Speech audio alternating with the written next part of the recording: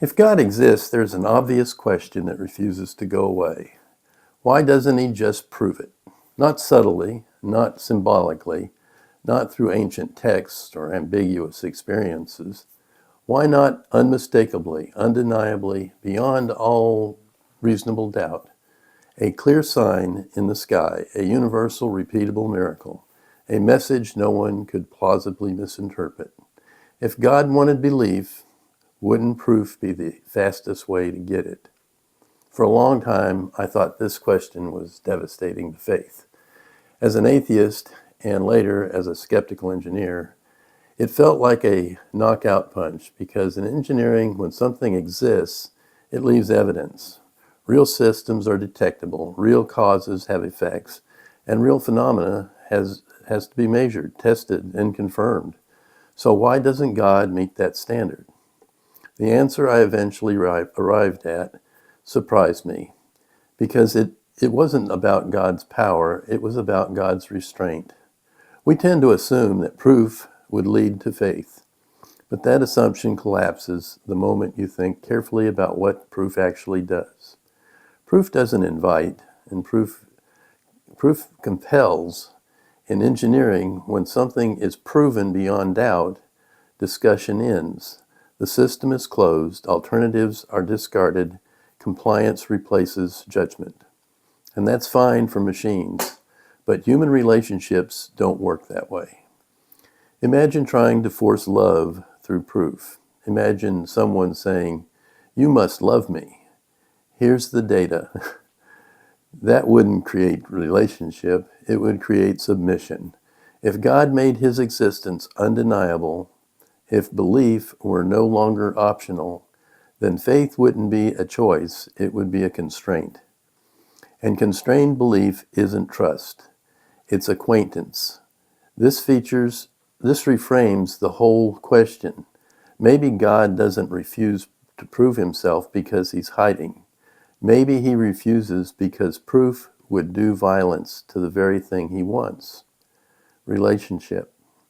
Love requires freedom. Freedom requires the ability to say no. And the ability to say no requires ambiguity. If God overwhelmed us with proof, disbelief would no longer be possible. And without the possibility of disbelief, belief loses its moral meaning. That's uncomfortable, but it's coherent. In fact, it explains something strange about the world.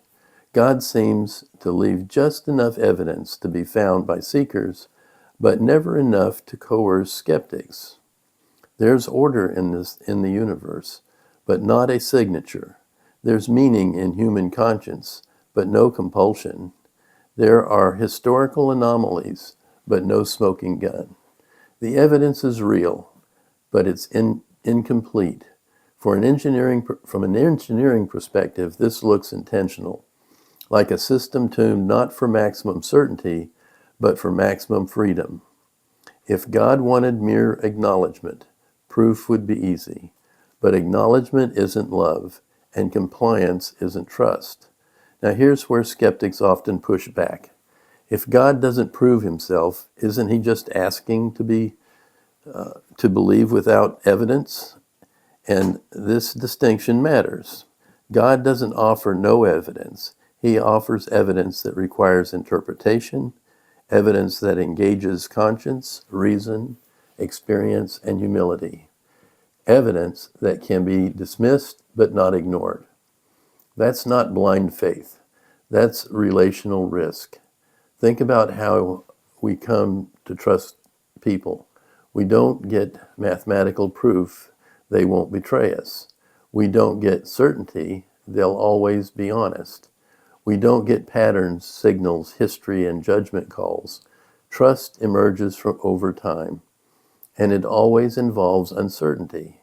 If God is a personal being rather than an object, then demanding laboratory-style proof may be a category error. You don't prove a person the way you prove a theorem. You encounter them. which explains something else that used to bother me. Why Jesus didn't act the way skeptics expect. If Jesus was God, why not perform irrefutable miracles in front of everyone, all the time? Why speak in parables instead of propositions? Why heal some and not others? Why allow misunderstanding? The answer seems to be the same pattern. Jesus didn't remove ambiguity. He increased it.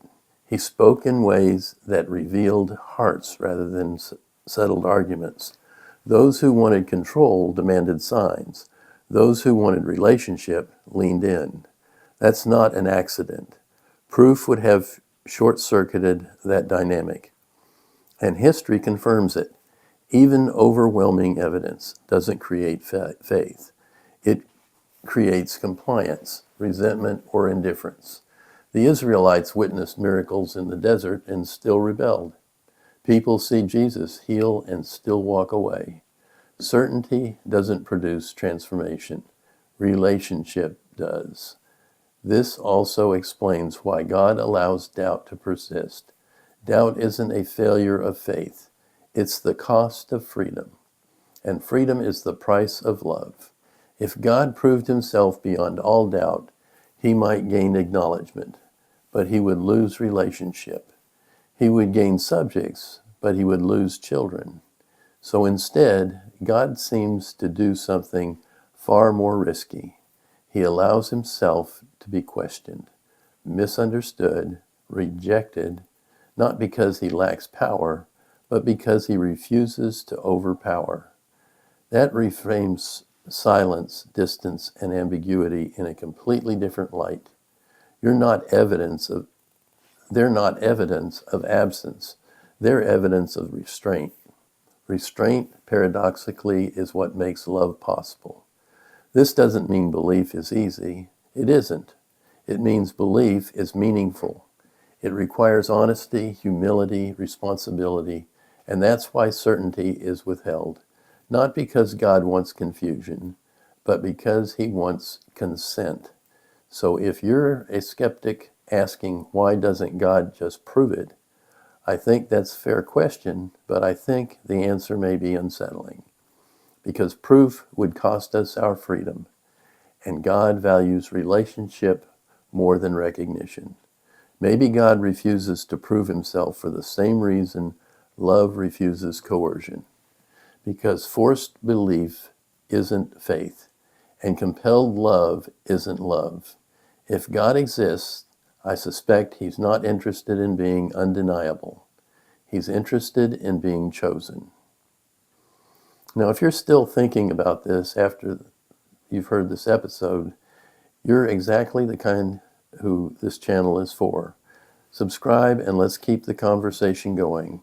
Hit me with any questions that you have in the comments below. And until next time, I appreciate your watching.